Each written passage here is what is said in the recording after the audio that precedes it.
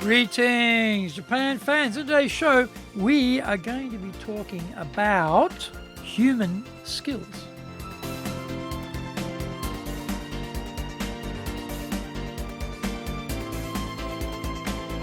Maishu, arigatou gozaimasu, and welcome back to the 10th year of the Leadership Japan series. And I'm your host in Tokyo, Dr. Greg Story, Dale Carnegie Tokyo franchise owner, president of Dale Carnegie Tokyo Training, and the three-time best-selling author of Japan Sales Mastery, which is Zaegyo in Japanese, Japan Business Mastery, and Japan Presentations Mastery. My new book, Stop Wasting Money on Training in Japanese, Training de Okane o Mura ni suru no wa yamimashou, and all of my books are available on Amazon. This podcast brings insights, examples, and experience about leading in Japan. Trust me, it is different here. Don't forget to subscribe and share this podcast with your family, friends, and colleagues. We are not being sponsored by Libsyn, but we value your privacy, which is why we have our podcast hosted by Libsyn.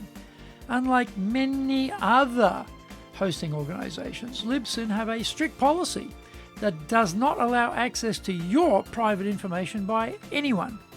Here is our daily podcast lineup on Apple Podcasts. Mondays, the Cutting Edge Japan Business Show podcast. Tuesday, the Presentation Japan series, and every second Tuesday, the Business Tatsujin no Oishia Show. Wednesdays, the Sales Japan series. Thursdays, the Leadership Japan series, and every second Thursday, the Business Pro Podcasto Show. Fridays, the Japan Business Mastery Show podcast. Saturdays, Japan's top business interviews. Before we get going, today's handy Japanese phrase is skoshi dake ne, skoshi dake ne, skoshi dake ne. Say, for example, it's at a banquet or something and people are wandering around pouring your cup full of osake, and you've actually had quite a few. You probably don't need to be drinking too much more. You don't want to refuse the offer of the sake top-up, so you can just say, just a little, skoshi dake ne, skoshi dake ne, skoshi dake ne. Or maybe someone's going to offer to add some spices, those typical Japanese spices, to your meal, but you don't want to have too much spice, so you might say, just skoshi dake ne, skoshi dake ne, skoshi dake ne, just a little, skoshi dake ne. This is episode number 511. 511. Today we're talking about human skills needed for leaders. It's always good to discover new ways of looking at how we humans get on with each other. As a new leader inheriting an existing team, the first thing you discover is very few of the team are like you, and that they are motivated individually rather than as an amorphous group. Understanding people is certainly a key to a successful leadership. I recently came across Ms. Shade Zahral in an interesting video explaining a 4-quadrant intersection of courage and humanness. In this format, courage is shown from bottom low to a high on the left vertical, and humanness on the right horizontal from left low to right high. I thought this was a useful tool from which to examine the human dimension of work. So, if you are high in humanness but low in courage, you are in the bottom right quadrant. This quadrant is labelled as people pleasers. We meet this type of person, don't we? They're often empathetic types who genuinely like people. They do everything they can to be accepted and avoid any criticism. If they are critiqued at work by their boss or colleagues, they take it personally and they retreat within themselves, never pushing higher and further to reach their potential. The low courage element makes it difficult for them to drive performance because they want to make everyone happy and focus on feelings rather than results, and are rarely put into leadership positions. The opposite quadrant, the top left, are high courage, low humanness, and labelled agitators. It refers to people who are risk takers, super confident, self-assured, but lack empathy. They climb over the bodies to get to the top to grasp the brass ring of success. They are ready to push everyone hard to make sure their own career is a glorious success and don't care about the team. Everyone else is a tool to be used for their own self-aggrandizement. This type is often successful in becoming a low-level leader. They rise to a certain height in the organization, but have difficulty getting to the top because they don't attract the required support of their teams. Those low in courage and low in humanness are labeled apathetic and toxic, and in the bottom left quadrant. They are often experts of the passive-aggressive social interaction techniques to fend off pressure and criticism. They are often the resident politicians and sycophants in the organization, always working on finding the weaknesses in the system to exploit them for their own benefit in order to survive, when in fact they should be removed. They are the masters of rumours and whispers as well, but they are clever enough to disguise what they are doing so they can be hard to ferret out. Hopefully, we haven't allowed any of these horrible people to become leaders in our organisations. The stars of this four-box quadrant show, of course, are those in the top right quadrant, high in courage and high in humanness, labelled partners in this construct. They can offer feedback in a way which is balanced with warmth and care. They build relationships built on trust.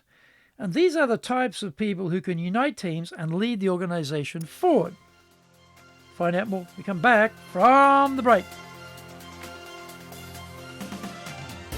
Today's show is brought to you by our public courses, but we also are doing custom in-house programs. We do these in both Japanese and English. We do them face-to-face in our super safe classroom, and we do them live online. On the 9th of June, we will be doing Winning with Relationship Selling.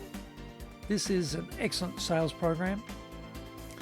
Everything you need to know about how to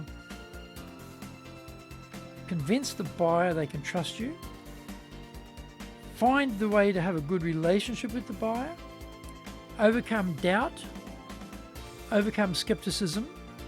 It gives you the structure of how to go through the sales process of build trust, understand needs, supply the solution, overcome pushback, get the order. Very structured, but also it doesn't have scripts. Okay, you have to say this and then this and then this. It's your own script because everyone has a different cadence, a different style, a different vocabulary, a different way of articulating things. It's got to be you. It's got to be the natural you, but we give you a structure to make the natural you very professional. On the 9th also of June, we're doing the Dale Carnegie course. This is an excellent program, flagship program, leadership, communication skills, people skills, stress management skills, and also how to come out of your comfort zone, how to get the mindset shift to really drive your career and your business forward. On the 15th of June, we'll be doing our High Impact Presentations program. 2 days, 2 instructors, everything video, massive feedback, massive coaching, massive improvement, unbelievable program. This is persuasion power on steroids, and trust me, we all need to have massive amounts of persuasion power, and this is where you can get that. Go to our website at www.dale,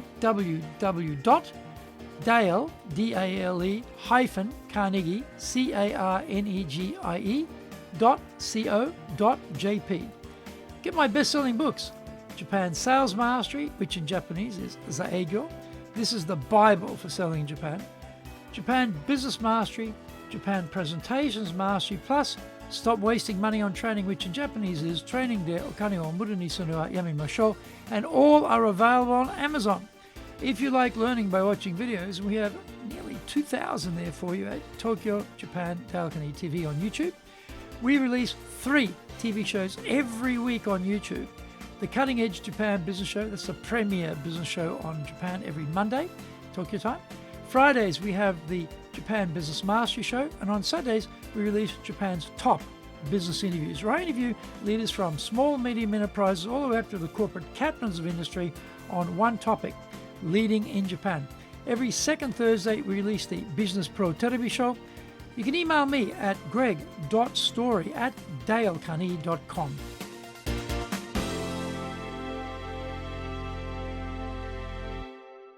Welcome back. I was reflecting on this four-quadrant model when I read an article in the Financial Times by Tarek Chahidi on human skills and what we will need in business. He wrote, "The trend towards digitalization and AI is well underway in many industries, allowing some technical skills to be automated and leading employers to place a greater emphasis on human-centric skills such as problem solving, creativity, critical thinking, cognitive ability, and empathy." He added, "Most education systems prioritize knowledge transfer, memorization, and standardized tests and fail to cultivate human-centric skills." If the higher education system isn't producing the empathy and human-centric skills, then it's up to organizations to take a good hard look at who they're promoting, what they are modeling, and what type of people they want running the business. We can easily see that the most current leader development efforts are focused on technical skills. The best engineer, best accountant, best designer, best salesperson, etc., is given responsibility for others on the basis they were successful in their work. There are often agitators, though, who are skilled in their work discipline but lack empathy. They expect others to be like them if they want to be successful. There's only one model of progress, the one they have mastered. They get results, but the human cost is high and usually not sustainable. Their successor has to come in and clean up the mess they've created. This expert model is the hero archetype of leadership, where the boss is the most skilled and the most competent. As technology keeps pushing us all forward, it is getting more complex in business and less easy for the boss to be the expert in all facets. This is the new era of the team effort, and we need to combine the full strength of the team to defeat our rivals who are unable to maximize the full strength of their team. The partner top right quadrant of courage to aim high, take risks, and the means to push yourself out of your comfort zone is required. At the same time, the humanist dimension means having empathy with the team members and an understanding that they are different to the boss. They don't share the same dreams and aspirations, and they march to different drummers. Where would you locate yourself in that four-quadrant diagram? Are you able to unite the whole team behind you because of your capacity and empathy and communication? If not, what are you doing about it? Are you able to help the members of the team align their own purpose with the purpose of the organization? Is there enough overlap there to make the whole construct a success? If the education system is not producing enough empathy, consciousness, what are you doing about it when these young people turn up on your work doorstep? How are you role modeling yourself for others to aspire to? What are you doing about becoming more human-centric down at your shop? Thank you for joining the Leadership Japan series. If you found the program useful, then tell your family, friends, and colleagues. Don't forget to subscribe and share this podcast. You can contact me at greg.story@dalecarnegie.com. Our website is www.dale-carnegie.co.jp. Until the next episode, take what you thought valuable, put it into action, because idea application is what makes winners winners. So be one of them. Remember, I'm in your corner, committed to your success here in Nippon.